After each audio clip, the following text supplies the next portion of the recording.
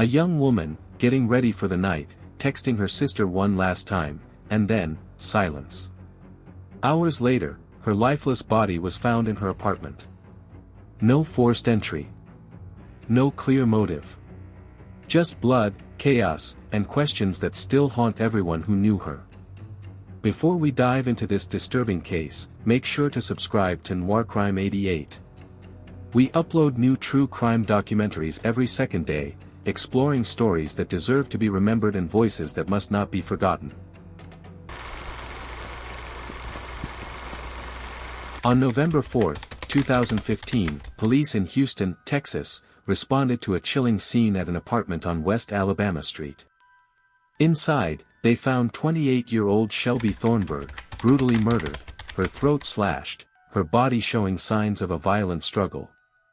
What's most disturbing is that this wasn't a break-in. There was no sign of forced entry, no missing valuables, and no clear trail pointing to the killer. Whoever did this was someone Shelbey trusted enough to let inside. As detectives began piecing together the puzzle, a haunting pattern emerged.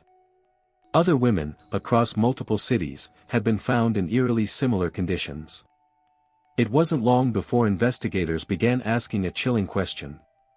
Was this the work of a serial predator, moving through Texas unnoticed? To understand this case, we need to know who Shelbey was beyond the headlines. She was born and raised in Kentucky, the youngest of 3 sisters. Those who knew her describe her as bubbly, kind-hearted, and full of energy, someone who could walk into a room and light it up instantly. After high school, Shelbey moved to Houston, chasing new opportunities. She worked as a restaurant hostess, loved socializing, and was known for her spontaneous laugh. Her friends said she had dreams of one day opening her own business, maybe a salon, maybe something creative, but what mattered most to her was freedom. In Houston, she was building that life, slowly, proudly. She shared an apartment in the Montrose area, a lively, diverse part of the city. But behind her optimism, there were also shadows, whispers of toxic relationships, unsettling encounters, and people who didn't always have her best interest at heart. November 3, 2015. Shelbey had just come home from work. She texted her sister, Ashley, around 7:30 p.m., just small talk, nothing alarming. She said she was getting ready to go out and might meet someone later that night. That was the last time anyone ever heard from her. By the next day, her coworkers noticed she hadn't shown up for her shift, something completely out of character. Her phone went straight to voicemail. No texts, no calls, nothing. Her sister tried reaching her all day, and when Shelbey didn't reply, Ashley's gut told her something was wrong. That evening, Ashley called Shelbey's apartment complex, begging management to check on her sister. When they finally opened the door, what they found would haunt her family forever. The moment officers entered Shelbey's apartment, the smell of blood hit them. There were signs of struggle, overturned furniture, smeared stains on the floor, and a trail leading toward the bedroom. Inside that room lay Shelbey. Her throat had been savagely cut, her body showing signs of a frenzied attack. But oddly, there were no defensive wounds. It seemed as if she had been caught completely off guard, or maybe, she knew the person standing in front of her. Detectives noted something else strange. There was no forced entry, and nothing of value appeared missing. Her phone was gone, though, as if the killer had taken it deliberately. On her bed, a single pillow was soaked in blood. And near the bathroom sink, police found faint traces of what appeared to be a partial shoe print, likely from the killer. Whoever had done this was calm, calculated, and methodical. They didn't panic. They didn't take much. They just ended her life, and vanished. Houston police launched a full-scale investigation, interviewing neighbors, co-workers, and friends. Some neighbors reported hearing thumping noises and muffled sounds that night but assumed it was just people arguing or watching a loud movie. Surveillance footage from the area gave detectives their first lead. A man entering and exiting Shelbey's apartment building around the time of her death. He wore dark clothing, had his head down, and carried what looked like a bag.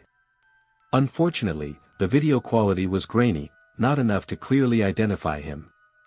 Investigators quickly began digging into Shelbey's digital life, her phone records, social media, and dating apps. They learned she had been active on several platforms and might have met someone new shortly before her murder. Detectives suspected she may have invited that person over the night she died. But without her phone, they couldn't confirm who she'd been talking to, or how she'd met her killer. Weeks turned into months. Despite the media coverage, the leads began drying up. The only evidence police had, DNA found at the crime scene, didn't match anyone in national databases. Then something chilling happened.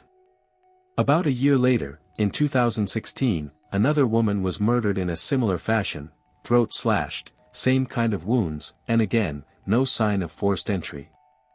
The details were almost identical. Both women were young, attractive, and lived alone. Both had been killed indoors by someone they likely knew.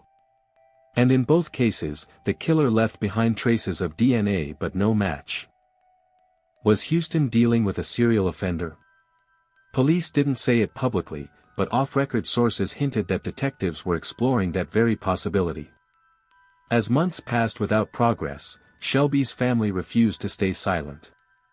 Her sister Ashley became the driving force behind keeping her memory alive. She spoke with media outlets, posted online campaigns, and pressured investigators not to let the case go cold. Ashley once said, "Shelbey wasn't some random girl in Houston. She was my baby sister, my best friend. Someone knows what happened, and they're still out there." The pain was visible every time she spoke. For the Thornburgh family, life had divided into two timelines, before November 2015 and after it. In 2021, nearly 6 years later, the case suddenly reignited. Houston police received a hit on the DNA sample found at the scene.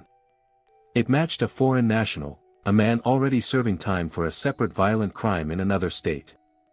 This suspect, identified as Oscar Argueta, had previously lived in Texas around the same time Shelbey was killed. He had a disturbing history, charges related to assault, violence, and suspected involvement with sex trafficking networks. Detectives learned that Argueta had used multiple fake names and moved frequently, possibly targeting vulnerable women in several states. When confronted with the DNA evidence, Argueta initially denied knowing Shelbey at all. But the forensics were undeniable, the match was exact. Still, even with DNA in hand, proving intent and timeline was complex. It took months of coordination between state and federal agencies before an arrest warrant could be processed. By 2022, Oscar Argueta was formally charged with Shelbey Thornburgh's murder, a moment Shelbey's family had waited for years to see. In court, the prosecution painted Argueta as a predator who targeted women like Shelbey, trusting, kind, and unaware of his darker side. They detailed how his movements matched the night of her death and how his DNA tied him to the apartment. Argueta, however, maintained his innocence, offering no explanation for how his DNA was found there. The trial faced multiple delays, appeals, technical issues, and jurisdictional barriers, but eventually, the evidence spoke louder than his denials. In 2024, nearly 9 years after her death, Argueta was convicted. He was sentenced to life in prison without parole. When the verdict was read, Ashley Thornburgh said softly, "We finally have justice. But there's no such thing as closure. You just learn to live with the hole they left behind." The murder of Shelbey Thornburgh left deep scars on her family and the Houston community. Her case became part of a larger conversation about violence against women, especially those living alone in big cities and trusting people met online.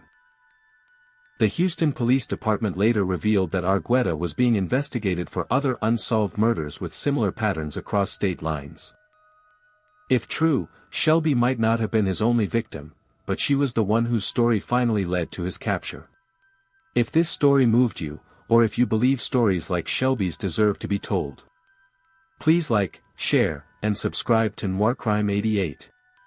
We post new true crime documentaries every second day, diving deep into real stories of justice, loss, and the fight for truth. Because every victim deserves to be remembered. And every mystery deserves an ending.